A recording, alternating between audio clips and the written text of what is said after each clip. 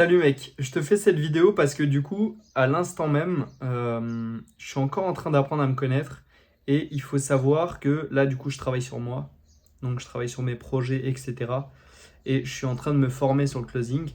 Et du coup, je suis en train de travailler et j'ai eu la pensée, en fait, que il faut que j'achète un livre, enfin pas un livre, mais un cahier pour noter tous mes projets dedans et vraiment éclaircir tout ça et avoir un cahier exclusivement réservé à ces projets-là.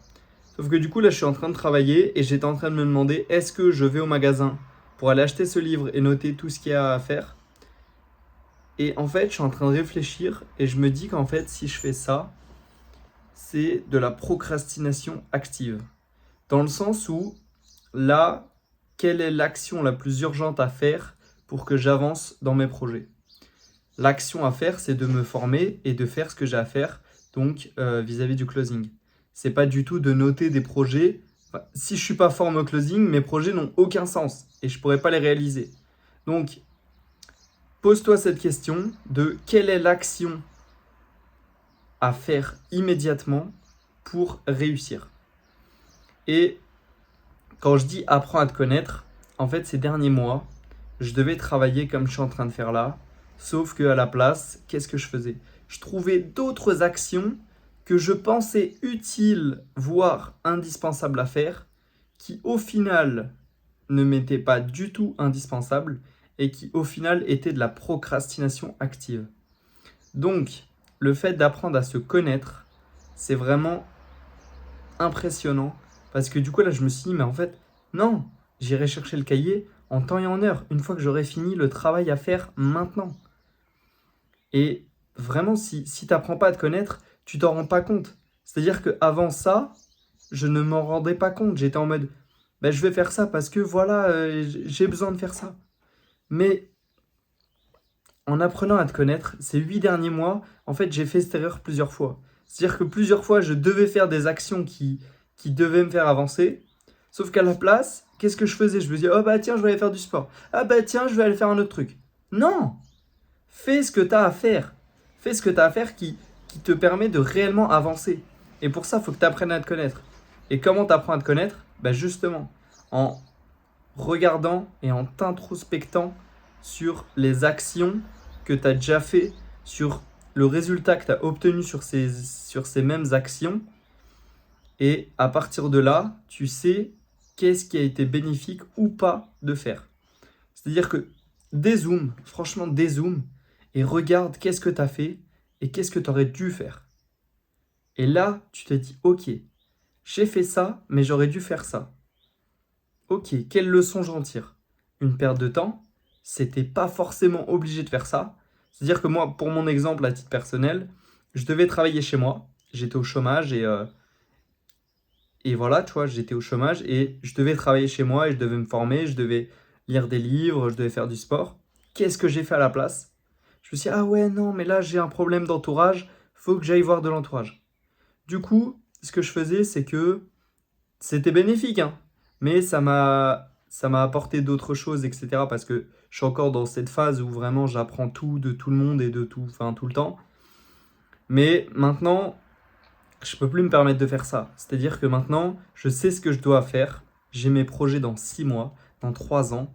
Si je ne fais pas le travail maintenant, tout ça, ça va être décalé et mes projets seront encore plus décalés et au final, je passerai jamais à l'action. Donc, tu vois, là, je voulais repartir, je voulais faire la même erreur en fait. Je voulais repartir, voyager et tout, en mode procrastination active. Mais non, ce que je dois faire, c'est travailler. Et du coup, vraiment, apprends à te connaître et apprends à dézoomer sur ce que tu as fait et sur ce que tu as obtenu en résultat. Et ça, pour avoir ça, c'est un feedback aussi. Il faut que tu aies un feedback et vraiment un esprit critique sur ce que tu as fait. Dans le sens où, moi, c'est un appel avec Jonathan qui m'a énormément aidé. C'est un entrepreneur, un ami à moi du club, l'Utopie Business Club. C'est lui qui m'a réellement fait prendre conscience de ça, c'est-à-dire que en fait, en discutant avec lui, en lui disant, mais en fait, tu faisais pas les actions concrètes qu'il y avait à faire. Et en fait, je me suis posé la question, pourquoi je faisais pas les actions concrètes qu'il y avait à faire? Parce qu'en fait, ces actions elles me faisaient peur, j'y arrivais pas. Et quand j'y arrive pas, je suis en mode, ben, je vais trouver un truc mieux à faire, entre guillemets, mieux pour moi, pour ma charge mentale et plus facile, on va dire. C'est-à-dire que dès qu'il y a un peu de difficulté, je suis en mode, ah ouais, non, je vais aller faire ça, tu vois, c'est mieux. Tu vois, genre là, je me suis dit, ah ouais, non, là, je vais aller courir au magasin, acheter un livre et noter mes rêves. Et pas réaliser mes rêves, tu vois, au final. Parce que juste noter tes rêves sans action en place, et si je remets toujours au lendemain les actions que je dois faire aujourd'hui, bah au final, je réalise pas mes rêves. Du coup, tout ce que je note, ça sert à rien. Donc, arrête de noter, arrête de penser. L'overthinking, là, je crois que c'est un truc comme ça.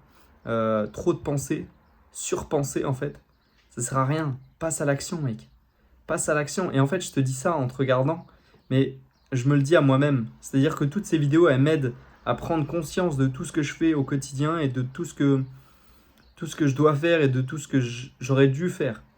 Et vraiment, ça m'aide. Ça m'aide dans le sens où vraiment, le fait de le dire et de le conscientiser à voix haute, ça m'aide énormément parce que je le pense et je le parle, je le dis. Donc, surpenser, c'est bien, mais c'est pas bien du tout. Moi, dans mon cas, c'est un truc, c'est ok, ça me motive, ok, ça me booste, ok, c'est bien. Mais franchement, là, dans l'immédiat, il faut que j'arrête de penser et que je passe à l'action. C'est-à-dire que, ok, je dois faire des roleplays, je fais des roleplays. Ok, je dois comprendre les étapes du closing, ok, je comprends les étapes du closing.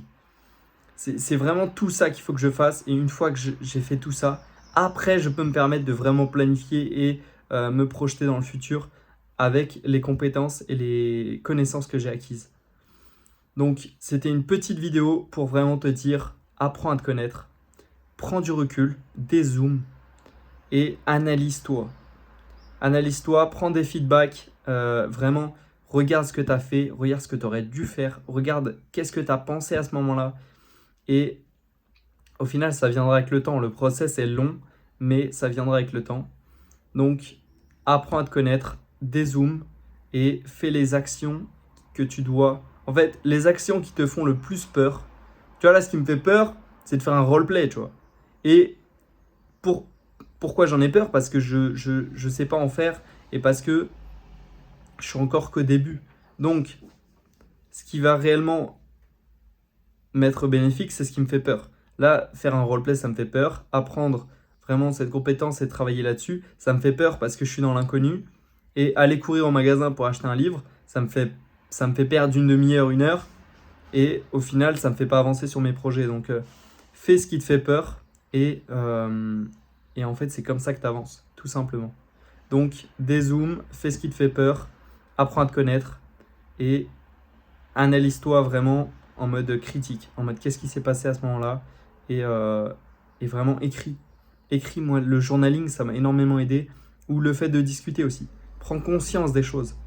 Tu ne sais pas une chose tant que tu ne l'as pas conscientisé et tant que tu ne l'as pas compris vraiment. Tu sais, ce moment où tu as le déclic, tu es en mode ah, ok, il s'est passé ça, ça veut dire ça. Enfin, tu sens cette émotion en mode ok, on me l'avait dit, je l'avais compris entre guillemets, mais je ne l'avais pas expérimenté. Et quand tu l'expérimentes, c'est vraiment trop puissant. Donc, let's go au travail.